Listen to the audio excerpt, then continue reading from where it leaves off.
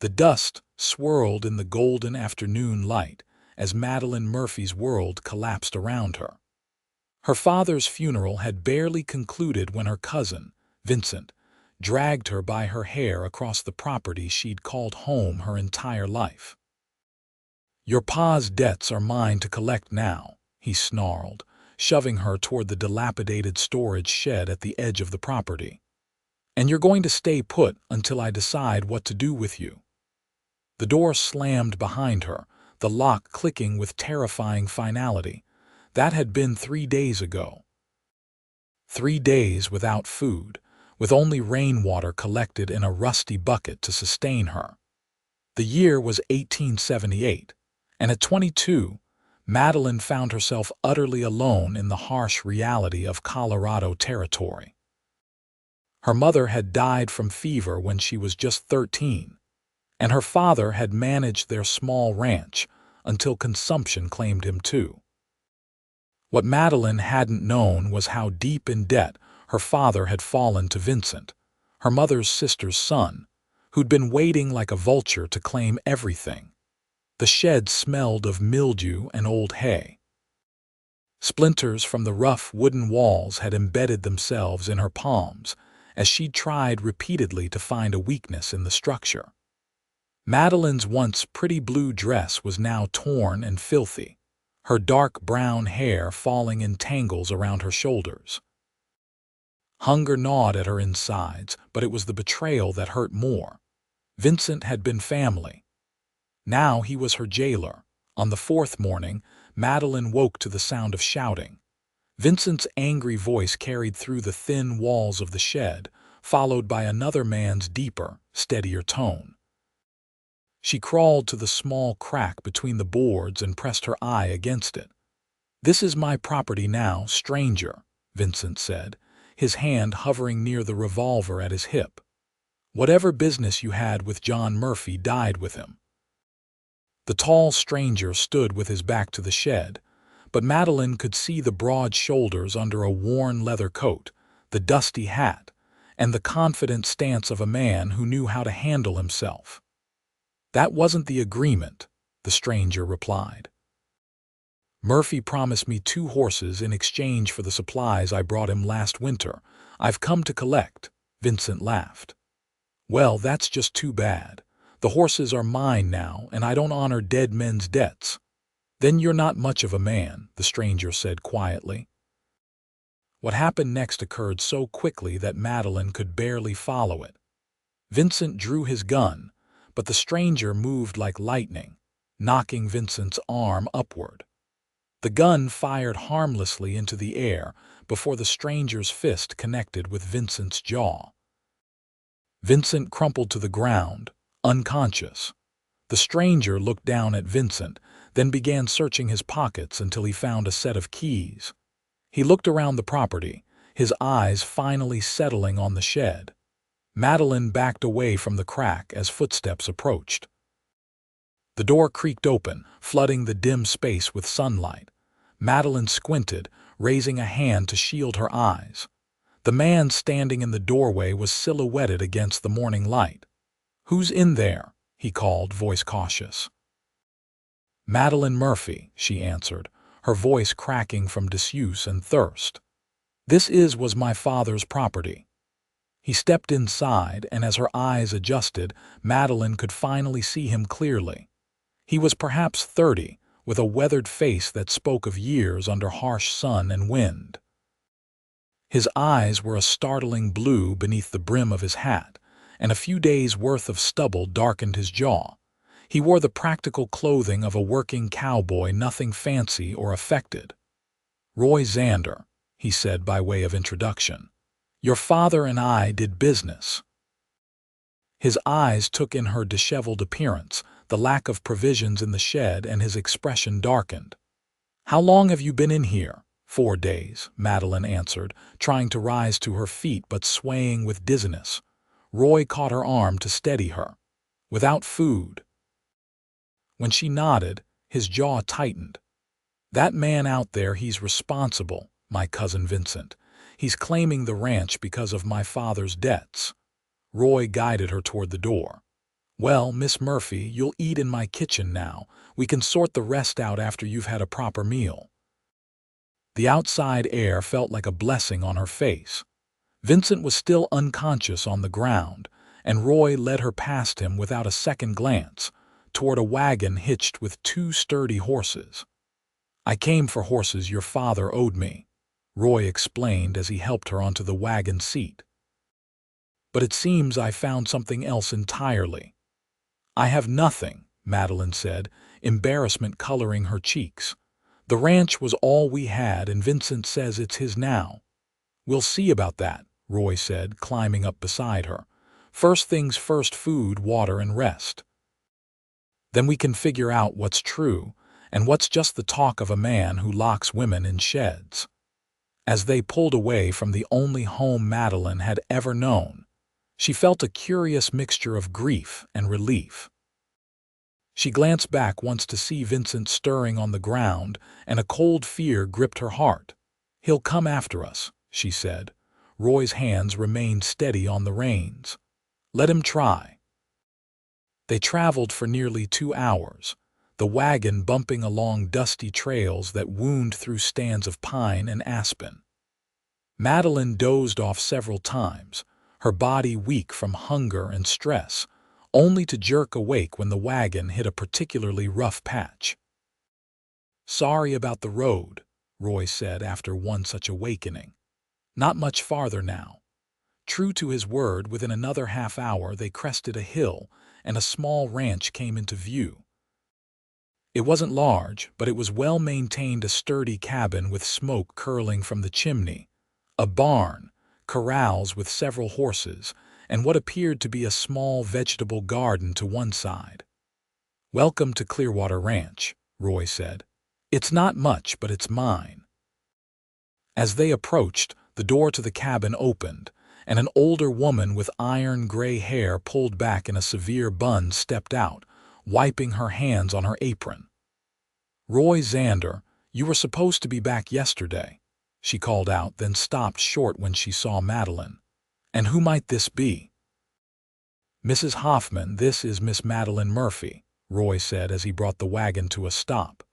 "John Murphy's daughter. She needs food and rest. I'll explain everything later." Mrs. Hoffman's expression softened immediately. "Of course. Come inside, dear. You look half-starved." Madeline's legs nearly gave out when she tried to climb down from the wagon. Roy caught her easily, his strong hands supporting her waist. For a brief moment, their eyes met, and something passed between them, an understanding, perhaps, or the beginning of trust. "Thank you," Madeline whispered, suddenly aware of how close they were. Roy nodded, releasing her once she was steady. "Mrs. Hoffman will take good care of you. She's been keeping house for me since I settled here 3 years ago." Inside the cabin, Madeline found herself in a simple but comfortable main room with a stone fireplace. Mrs. Hoffman guided her to a chair at the wooden table and disappeared briefly into what must have been a kitchen, returning with a cup of water and a small bowl of stew. "Eat slowly," she cautioned. "Your stomach won't be used to food after days without." Madeline tried to heed the advice, but the savory aroma of the stew made her realize just how hungry she was. She forced herself to take small spoonfuls, savoring each bite. Roy had gone back outside, presumably to tend to the horses. "How did Roy find you?" Mrs. Hoffman asked as she placed a slice of bread beside Madeline's bowl. Between bites, Madeline explained everything: her father's death, Vincent's claim on the ranch, and her imprisonment in the shed. Mrs. Hoffman's face grew increasingly concerned. "That Vincent sounds like a terrible man," she said. "But you're safe now. Roy's a good man. He won't let any harm come to you." "I can't stay," Madeline said, though the thought of returning to Vincent's mercy made her stomach churn. "I have nowhere to go, but I can't impose—" "Nonsense," Mrs. Hoffman interrupted. "You'll stay right here until you're strong again, at the very least. And Roy has connections in town. Maybe he can help sort out this business with your cousin." After she'd eaten, Mrs. Hoffman showed Madeline to a small bedroom off the main room. "This is mine, but I can make up a bed in the storeroom for myself," she said. "I couldn't possibly," Madeline began. "You need proper rest," Mrs. Hoffman said firmly. "There's water in the pitcher. Wash up and get some sleep. We can talk more later." Left alone, Madeline used the water to clean her face and hands, wincing at the dirt that came away. She looked at her torn, filthy dress with dismay. This had been her best dress, worn for her father's funeral, and now it was ruined. A soft knock at the door startled her. "Miss Murphy," Roy's voice called. "Mrs. Hoffman thought these might fit you." Madeline opened the door to find Roy holding a bundle of clothing. Their fingers brushed as she accepted it, sending an unexpected shiver up her arm. "They belong to my sister," he explained. "She visited last summer and left some things behind." "Thank you," Madeline said, clutching the clothes. "And thank you for helping me today. I don't know what would have happened if you hadn't come." Roy's expression darkened. "No decent man would treat a woman that way." "I'm going to ride into town tomorrow, speak with the sheriff about your situation." "Vincent has friends in town," Madeline warned. "He's been living there for years, working as a clerk at the bank." "Which would explain how he knew about your father's debts," Roy said thoughtfully. "Still, the law is the law. If he had no legal right to that property—" "I don't know what rights I have," Madeline admitted. "My father never discussed such things with me. I just assumed the ranch would be mine when he passed." "Get some rest," Roy said gently. "We'll figure this out tomorrow." After he left, Madeline changed into the borrowed dress, a simple blue calico that was slightly too large but clean and whole. She lay down on the bed, expecting sleep to claim her immediately, but her mind was too full. The events of the day, the kindness of these strangers, and the uncertainty of her future kept her thoughts racing. Eventually, exhaustion won out, and she drifted off to the distant sounds of Roy chopping wood outside the cabin. Madeline woke to sunlight streaming through curtains and the smell of coffee. For a disorienting moment, she thought she was back in her own bedroom at the ranch, that her father was still alive and everything had been a terrible dream. Then reality rushed back, and she remembered where she was and how she had gotten there. She rose and smoothed the borrowed dress as best she could, using the small mirror hanging on the wall to attempt to bring order to her tangled hair. Without a proper brush, she could only use her fingers, but she managed to braid it loosely to keep it out of her face. When she emerged from the bedroom, she found Mrs. Hoffman at the stove and Roy sitting at the table, a cup of coffee in front of him. "Good morning," Roy said, standing as she entered the room. "Did you sleep well?" "Better than I have in weeks," Madeline admitted. "Thank you both for your kindness." "Sit down," Mrs. Hoffman instructed. "Breakfast is nearly ready." Breakfast proved to be biscuits, eggs, and thick slices of ham. Madeline ate with more restraint than the previous evening, though her body still craved the nourishment. "I've been thinking about your situation," Roy said as they ate. "I knew your father well enough to know he wasn't the type to get into debt if he could help it. Did he leave any papers?" "Deeds, wills, that sort of thing," Madeline frowned. "There was a strong box he kept under the floorboards in his room. I haven't had a chance to look inside it since he passed. Vincent arrived the day after the funeral, and everything happened so quickly." "That strongbox might contain proof of ownership," Roy said. "If we could get our hands on it, we might be able to determine whether Vincent has any legal claim to the ranch." "How would we do that?" Madeline asked. "Vincent won't just let us walk in and take it." "No," Roy agreed. "But I have a plan. First, I'm going to ride into town, speak with Sheriff Davis. I know him, he's a fair man. I'll explain the situation, see what he says about the legal side of things." "And if Vincent is there," Madeline's voice betrayed her anxiety. "All the better," Roy said. Let him explain to the sheriff why he locked you in a shed for 4 days without food. After breakfast, Roy prepared to leave for town. As he saddled his horse, a sturdy bay gelding, Madeline came out to the corral. "Be careful," she said. "Vincent is. He can be charming when he wants to be. People in town think highly of him." Roy adjusted the cinch on his saddle. "I'm not easily fooled, Miss Murphy, and neither is Sheriff Davis. Call me Madeline, please," she said. "After all you've done for me, Miss Murphy seems too formal." Roy smiled, and the expression transformed his face, softening the weathered lines around his eyes. "Madeline, then, and I'm just Roy." As he mounted his horse, he looked down at her. "Mrs. Hoffman will look after you. I should be back by sundown." Madeline watched him ride away, a strange feeling in her chest. In less than a day, this man had become her protector, her hope for justice.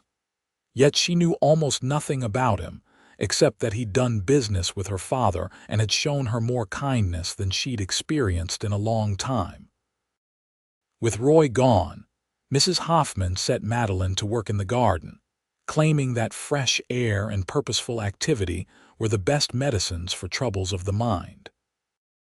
Madeline welcomed the distraction, and the older woman proved to be good company, telling stories about the area and the people who lived there. "How did you come to work for Roy?" Madeline asked as they harvested green beans. "My husband and I had a small place about 5 miles from here, Mrs. Hoffman explained. "When Henry died 4 years ago, I couldn't manage it alone. Roy had just bought this land and was building the cabin. He offered me a position keeping house for him, and it suited us both. I needed somewhere to live, and he needed someone to cook decent meals." "He seems like a good man," Madeline said, trying to sound casual. Mrs. Hoffman's knowing smile suggested she wasn't fooled. "One of the best I've known. Honest, hardworking, and fair. He doesn't talk much about his past, but I gather he had some hard times before coming here. Whatever happened made him determined to build something good." As the day wore on, Madeline helped prepare vegetables for dinner, and Mrs. Hoffman showed her how to make bread. The physical tasks helped keep her mind from dwelling too much on her uncertain future, though she couldn't help glancing toward the road every so often, hoping to see Roy returning. The sun was beginning to dip toward the horizon when they finally heard hoofbeats approaching. Madeline rushed to the window, relief flooding through her at the sight of Roy's bay gelding. But her relief quickly turned to concern when she saw that he wasn't alone. Sheriff Davis, a tall man with a gray mustache, rode beside him, along with 2 other men Madeline didn't recognize. Mrs. Hoffman joined her at the window. "Looks like Roy brought company for dinner," she said, but her tone was worried. Madeline stepped outside as the men dismounted. Roy's expression was grim, but he nodded reassuringly to her. "Madeline, this is Sheriff Davis," he said, gesturing to the older man. "And these are his deputies, Tom Baker and Frank Wilson." Sheriff Davis removed his hat. "Miss Murphy, I'm sorry about your father. I knew John not well, but he was respected in these parts." "Thank you, Sheriff," Madeline said. "Have you come about Vincent?" The sheriff nodded. "Roy here has made some serious accusations against your cousin. I need to hear your account of what happened." Inside, gathered around Roy's table, Madeline told her story from the beginning: her father's death, Vincent's arrival, his claims about the debts, and her imprisonment in the shed. The sheriff listened intently, occasionally making notes in a small book. "This is a serious matter," he said when she finished. "Unlawful imprisonment at the very least, and the property dispute. Well, that's complicated. Without seeing the documents, I can't say who has the legal right to the ranch." "Vincent mentioned a loan agreement," Madeline said, "but I never saw any such document." "Which is why we need to get into that strongbox," Roy added. "Madeline believes her father kept important papers there." "The problem," Sheriff Davis said, "is that we can't simply force our way onto what might legally be Vincent's property, not without evidence of wrongdoing beyond Miss Murphy's word." Madeline's heart sank. "So there's nothing to be done?" "I didn't say that," the sheriff replied. "I've known Vincent Murphy for several years. Always seemed a bit too slick for my taste, but he's never been in trouble with the law. That said, I'm inclined to believe your story, especially given the state Roy found you in." One of the deputies, Frank Wilson, spoke up. "Sheriff, what about Judge Patterson? He's due in town tomorrow for circuit court. Maybe he could issue some kind of order." "That's a thought," Sheriff Davis said. "If the judge sees merit in your case, he might grant us permission to retrieve the strongbox, at least temporarily." "And in the meantime," Roy asked, "Vincent could destroy any evidence if he suspects we're coming." "I'll ride out to the Murphy ranch tonight," Deputy Baker offered. "Say I'm just checking in after hearing about John's passing. Keep an eye on things without raising suspicion." The sheriff nodded approval. "Good idea, Tom. Frank and I will speak with Judge Patterson first thing tomorrow. Roy, you should come along. Bring Miss Murphy, too. The judge will want to hear directly from her." After making plans to meet in town the next morning, the sheriff and his deputies departed, leaving Roy, Madeline, and Mrs. Hoffman to a delayed dinner. "You think it will work?" Madeline asked Roy as Mrs. Hoffman served beef stew and fresh bread. "Will the judge believe me?" "Judge Patterson is known for being thorough," Roy said. "He'll want evidence, but he's fair. If we can convince him there's enough reason to investigate further, he'll grant the order." That night, Madeline found sleep elusive again, though for different reasons. Hope had replaced despair, but it was a fragile hope, dependent on the judgment of a man she'd never met. She also couldn't stop thinking about Roy, his kindness, his determination to help her, the way his eyes crinkled when he smiled. It was foolish, she knew, to develop feelings for a man she barely knew, especially when her life was in such turmoil. Yet there was something about him that made her feel safe for the first time since her father fell ill. Morning arrived with a clear sky and the promise of a warm day. Madeline dressed in another of the borrowed dresses, this one a pale yellow that Mrs. Hoffman had altered slightly the previous evening to better fit Madeline's slender frame. "You look lovely," Mrs. Hoffman said approvingly. "A proper young lady, not someone who's been through such hardship." Roy entered the cabin as Madeline was helping Mrs. Hoffman prepare breakfast. He paused for a moment when he saw her, and Madeline felt her cheeks warm under his gaze. "The yellow suits you," he said simply, then busied himself washing up for breakfast. They rode into town together after eating, Madeline on a gentle mare Roy had saddled for her. The town of Clearwater wasn't large, a single main street with the essential businesses: general store, saloon, bank, sheriff's office, and a few other establishments. People nodded to Roy as they passed, curious looks directed at Madeline. "Word travels fast in small towns," Roy explained. "They're wondering who you are." At the sheriff's office, they found Sheriff Davis and Deputy Wilson waiting. Deputy Baker had returned from watching the Murphy ranch and reported that Vincent seemed to be conducting business as usual, with no indication that he suspected any challenge to his claim. "Judge Patterson is over at the hotel having breakfast," Sheriff Davis said. "He said to bring you over when you arrived." The hotel's small dining room was nearly empty when they entered, save for an elderly gentleman in a well-worn suit sitting alone at a corner table. The judge looked up as they approached, keen eyes taking in the group. "Sheriff Davis," he greeted. "I take it this is the young lady you mentioned, Judge Patterson. This is Miss Madeline Murphy," the sheriff said. "And Roy Xander, who found her in. Concerning circumstances." The judge gestured to the empty chairs. "Sit down and tell me everything, Miss Murphy." From the beginning, if you please." Once again, Madeline recounted her ordeal. The judge listened without interruption, his expression giving away nothing. When she finished, he turned to Roy. "And you, Mr. Xander, how did you come to be at the Murphy ranch that day?" Roy explained his business arrangement with John Murphy and his arrival to collect the horses owed to him. "When I found Vincent claiming ownership and then discovered Miss Murphy locked in that shed, I knew something wasn't right." Judge Patterson steepled his fingers. "This is a troubling story. The imprisonment alone is a serious matter, but the property dispute complicates things. Without seeing the relevant documents, I cannot determine the rightful owner of the ranch.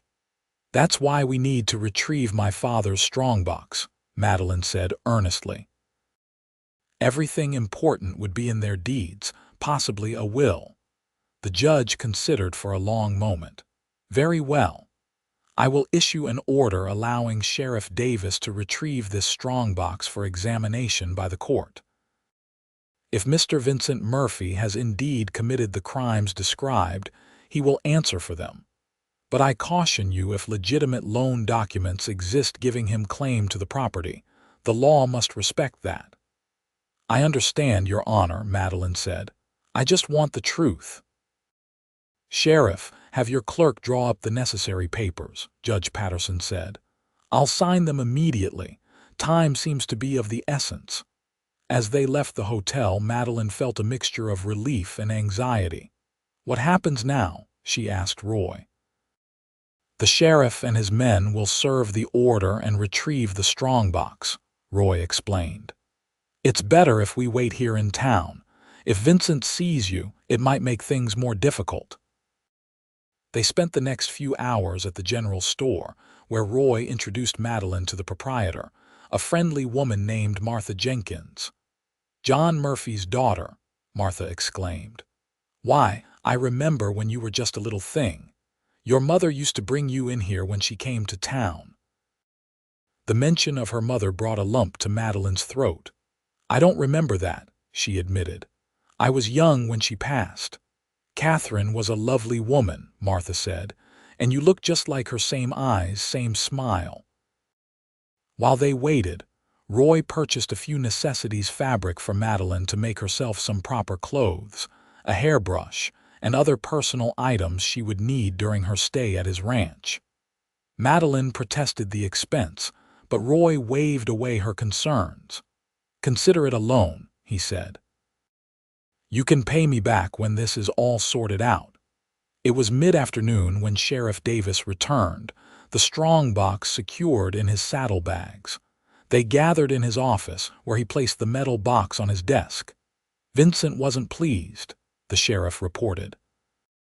"Claimed we were violating his property rights, but he didn't resist when I showed him the judge's order." Madeline stared at the strongbox, her heart pounding. "I don't have the key," she realized suddenly. "My father always kept it with him."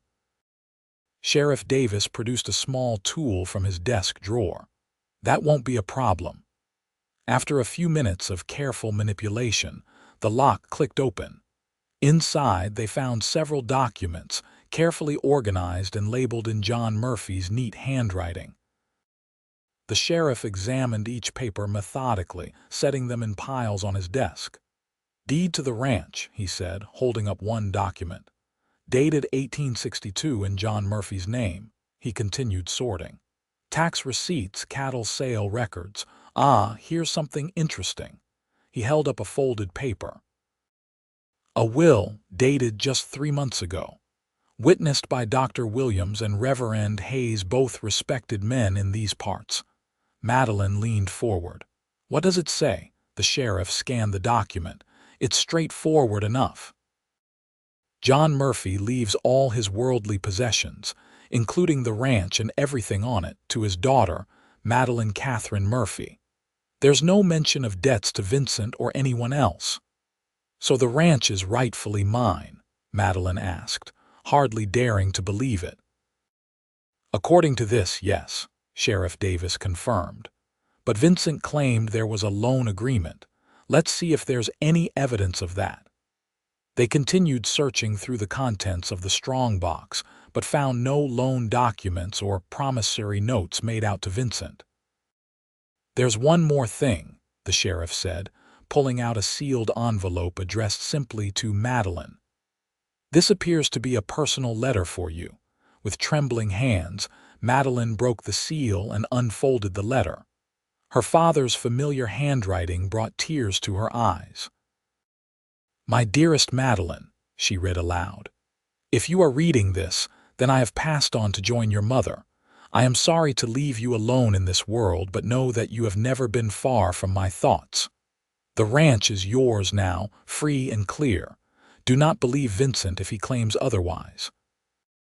He has been pressuring me to sign over the property to settle imaginary debts, but I have refused. He is not to be trusted. I fear he may try to take advantage of you after I am gone. If trouble comes, seek out Roy Xander at Clearwater Ranch. He is an honorable man and has been a true friend to me. I regret not introducing you to him before now. Be brave, my daughter. Your mother and I will watch over you always. With all my love, your father." Silence fell over the office as Madeline folded the letter, tears streaming down her face. Roy placed a gentle hand on her shoulder. "Well," Sheriff Davis said after a moment, "that seems clear enough. Vincent has been lying about the debts, and John Murphy specifically warned you about him." "What happens now?" Madeline asked, wiping her tears. "Now, we arrest Vincent Murphy for unlawful imprisonment and attempted fraud," the sheriff said grimly, "and we return you to your rightful home." "I'll need to gather men," Deputy Wilson said. "Vincent won't come quietly once he knows we're onto him." "Take as many as you need," Sheriff Davis instructed. "Roy, perhaps you should take Miss Murphy back to your ranch for now. It's safer there until we've apprehended Vincent." As they rode back to Clearwater Ranch, Madeline felt as though a great weight had been lifted from her shoulders. The ranch was hers. Her father had not abandoned her to poverty as she had feared, and he had specifically mentioned Roy as someone she could trust. "Did you know?" she asked Roy as they traveled. "About my father's letter?" Roy shook his head. "No. But I'm not surprised he left you a warning about Vincent. Your father was a cautious man, always planning ahead." "He called you an honorable man," Madeline said. "A true friend." Roy was quiet for a moment. "Your father helped me when I first came to these parts 3 years ago. I'd had trouble elsewhere. Was looking to start fresh. Most folks weren't interested in a stranger with no references and not much money. But John Murphy took a chance on me. Sold me that land on fair terms, helped me get established." "He never mentioned you," Madeline said. "Though I suppose there were many things he didn't share with me." "He was protecting you," Roy said. "Trying to give you a normal life, not burden you with his worries." When they reached the ranch, Mrs. Hoffman was waiting anxiously on the porch. Her relief was evident when they explained what had happened. "I knew that Vincent was a scoundrel," she declared. "Anyone who would treat family that way. It's not Christian." That evening, as they sat around the fire after dinner, a comfortable silence fell between them. Madeline found herself stealing glances at Roy, seeing him in a new light. Her father had trusted this man, had perhaps even intended for them to meet eventually. "What will you do now?" Roy asked suddenly. "When this is all over and Vincent is dealt with," Madeline considered the question. "Return to the ranch, I suppose, try to make a go of it." She hesitated. "Though I don't know the first thing about running a cattle operation, my father kept me away from that side of things." "You could sell it," Roy suggested. "Start fresh somewhere else." The thought made Madeline's heart ache. "No, it's my home, the only one I've ever known. My parents are buried there. I can't just abandon it." Roy nodded as if her answer confirmed something for him. "Then you'll need help, someone who knows ranching." "Are you offering?" Madeline asked, surprised. A small smile played at the corners of Roy's mouth. "Maybe, if you'd have me, Before Madeline could respond, the sound of approaching riders broke the quiet evening. Roy was on his feet instantly, reaching for the rifle he kept by the door. "Stay inside," he instructed, stepping onto the porch. Through the window, Madeline watched as Sheriff Davis and Deputy Wilson dismounted. Relief flooded through her when she saw they were alone, no sign of Vincent. Roy invited them in, and Sheriff Davis removed his hat as he entered. "Miss Murphy, I'm afraid I have troubling news. Vincent has fled. When we went to arrest him, he was gone, took a horse and whatever he could carry." "Gone," Madeline repeated, a chill running through her. "But what about the ranch? It's secure," Deputy Wilson assured her. "We've posted a man there for the night, but Vincent could be anywhere by now." "He won't get far," Sheriff Davis said. "I've sent telegrams to neighboring towns. Every lawman within 100 miles will be looking for him." "What should I do?" Madeline asked, looking from the sheriff to Roy. "Stay here for now," Sheriff Davis advised. "At least until we know Vincent's been apprehended. It's the safest option." After the sheriff and his deputy left, promising to return with any news, an uneasy silence fell over the cabin. Mrs. Hoffman excused herself to prepare for bed, leaving Roy and Madeline alone by the fire. "I'm sorry," Roy said quietly. "I know you were hoping this would be resolved quickly." "It's not your fault," Madeline replied. "You've done more for me than I could have ever expected from a stranger." "I don't feel like we're strangers anymore," Roy said, his eyes meeting hers. Madeline felt a warmth that had nothing to do with the fire.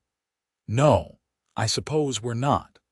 The next few days settled into a routine. Madeline helped Mrs. Hoffman with the household chores and began sewing new dresses from the fabric Roy had purchased.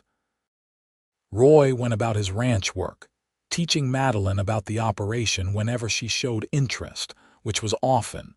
On the third day, Sheriff Davis returned with news. Vincent had been spotted in a town 30 miles south but had evaded capture. The search was continuing.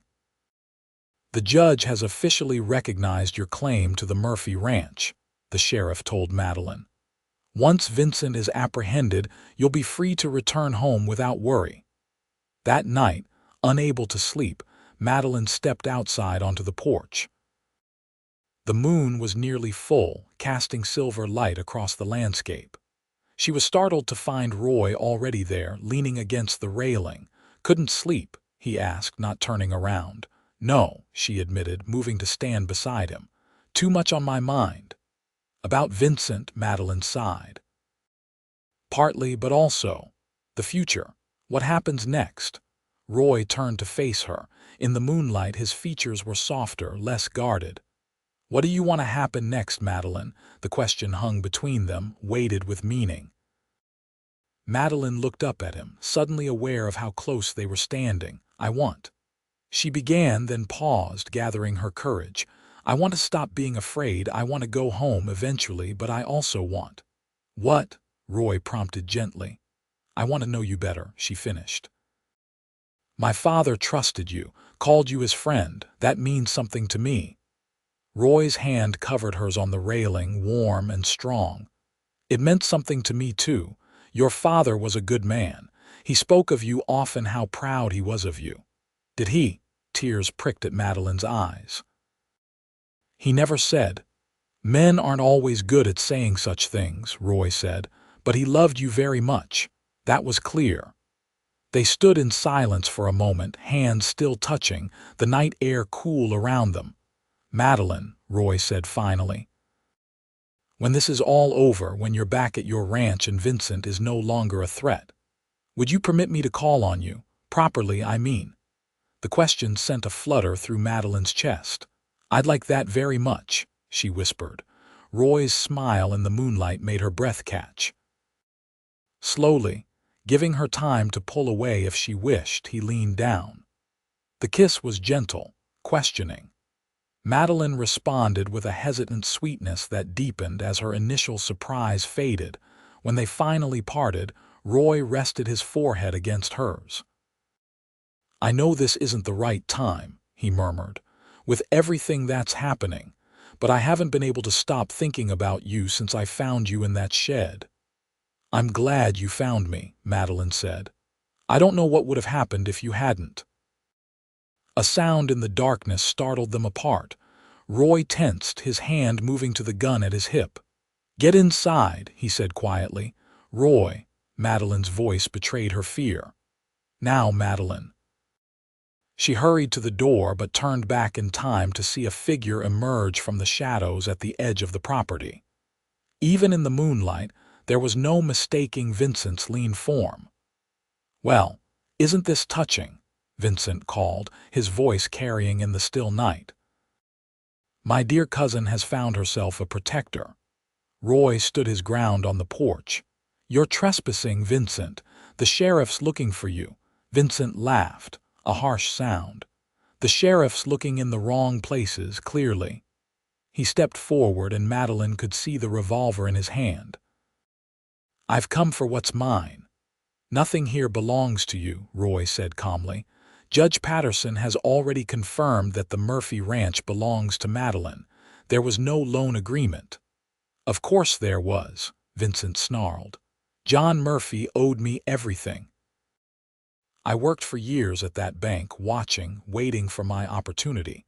He was going to sign it all over to me before he died." "But he didn't," Roy said. "And now you're a wanted man. Put down the gun, Vincent. This won't end well for you." Vincent's laugh had an edge of desperation. "It won't end well for any of us. You think I came alone? My friends are surrounding this place right now." Roy didn't take his eyes off Vincent. "Madeline, get Mrs. Hoffman and both of you hide in the root cellar. Now." Madeline hurried inside, quickly rousing Mrs. Hoffman and explaining the situation in hushed tones. The older woman's face paled, but she moved with surprising speed, gathering a lantern and leading the way to the trapdoor in the kitchen floor. "What about Roy?" Madeline whispered as they descended the wooden steps. "Roy can handle himself," Mrs. Hoffman assured her, though her voice trembled slightly. From above, they heard raised voices, then a gunshot that made both women jump. Madeline started toward the stairs, but Mrs. Hoffman held her back. "You can't help him by getting yourself killed," she said firmly. More gunshots rang out, followed by the sound of breaking glass. Madeline pressed her hands against her mouth to keep from crying out. The minutes stretched endlessly, punctuated by occasional gunfire and shouting that was too muffled to make out clearly. Finally, there was silence. Madeline and Mrs. Hoffman exchanged fearful glances in the dim lantern light. Had Roy been hurt? Killed? Was Vincent searching the house for them even now? Footsteps overhead made them both freeze. The trapdoor creaked open and Roy's voice called down. "Madeline, Mrs. Hoffman, it's safe now." Relief washed over Madeline as she hurried up the stairs, emerging into the kitchen to find Roy standing there, a bloody gash across his forehead but otherwise appearing unharmed. "Vincent?" she asked. "The sheriff has him," Roy said. "And his two friends." Turns out Sheriff Davis suspected Vincent might try something like this and had been watching the ranch. They arrived just in time. Outside, Madeline could see Sheriff Davis and several deputies leading 3 men away in handcuffs. Vincent's face was bruised, his expression murderous as he caught sight of her in the doorway. "It's over," Roy said, placing a protective arm around her shoulders. "He can't hurt you anymore." The next morning, Sheriff Davis returned to take their statements about the previous night's events. Vincent and his accomplices were securely locked in the town jail, awaiting transfer to the county seat for trial. "He'll go away for a long time," the sheriff assured Madeline. "Attempted murder, unlawful imprisonment, fraud, the charges are substantial. When can I return to my ranch?" Madeline asked. "Anytime you wish," Sheriff Davis replied. "Though I'd recommend waiting a day or two just to be safe. Vincent had friends in town who might not be happy about this turn of events. After the sheriff left, Madeline found Roy in the barn, tending to a minor injury one of his horses had sustained during the previous night's commotion. "Thank you," she said simply, "for everything." Roy straightened, wiping his hands on a cloth. "You don't need to thank me, Madeline." "I do," she insisted. "You risked your life for me last night. You've given me a place to stay, helped me reclaim my home." "And I'd do it all again," Roy said, stepping closer. "I meant what I said last night. When you're ready, I'd like to court you properly." Madeline reached up to touch the bandage Mrs. Hoffman had placed over the cut on his forehead.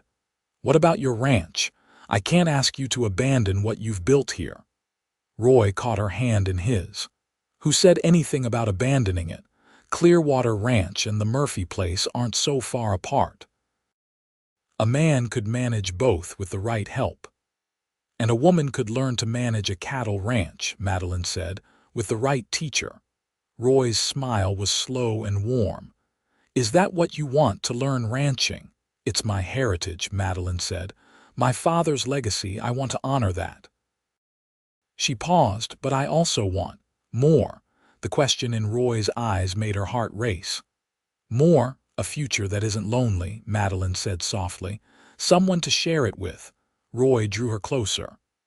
"Madeline Murphy, are you proposing to me?" A laugh escaped her, bright and unexpected. "I think that's supposed to be your job, Roy Xander." "Well, I wouldn't want to be improper," he teased, then grew serious. "But know this, when the time is right, I will ask, and I hope your answer will be yes." 2 weeks later, Madeline stood on the porch of her family's ranch house, watching the sunset paint the distant mountains gold and crimson. The ranch was coming back to life under her care and Roy's guidance. Several of the hands who had worked for her father had returned when they heard she had reclaimed the property. Vincent's trial had been swift, his guilt so evident that the jury deliberated for less than an hour before returning a guilty verdict. He would spend many years in prison for his crimes. The sound of hoofbeats made Madeline smile. Right on time, as always. Roy rode into the yard, dismounting with the easy grace of a man who had spent his life in the saddle. As he approached the porch, Madeline felt the same flutter in her chest that his presence always evoked. "Evening, Miss Murphy," he said, removing his hat. "Ranch looks good." "Mr. Xander," she replied formally, though her eyes danced with happiness. "What brings you all this way so late in the day?" Roy climbed the steps to join her on the porch. "I believe I promised to call on you properly when everything was settled." "So you did," Madeline said. "And is everything settled in your opinion?" "Vincent's behind bars," Roy said, counting on his fingers. "Your ranch is running smoothly. Mrs. Hoffman has stopped fussing about whether you're eating enough." "Yes, I'd say things are as settled as they're likely to get in this lifetime." Madeline laughed. "Then I suppose I should invite you in for supper. I've been practicing my cooking." "Actually," Roy said, reaching into his pocket, "I had something else in mind first." He drew out a small wooden box carved with delicate flowers. Madeline's breath caught as he opened it to reveal a simple gold ring with a small, sparkling stone.